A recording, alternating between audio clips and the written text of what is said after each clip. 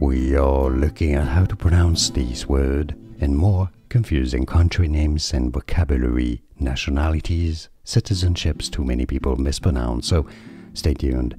This is a bit of a curious one in the way that there are 3 correct pronunciations for this in English.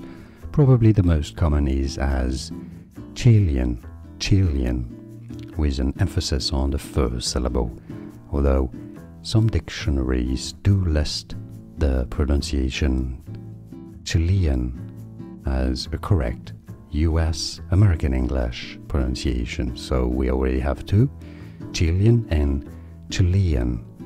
Now it is also correct and listed by several dictionaries that it can also be pronounced as Chilean. Chilean because it's the country of Chile. That's how you say it in Spanish. So Chilean, Chilean, Chilean are all correct pronunciations.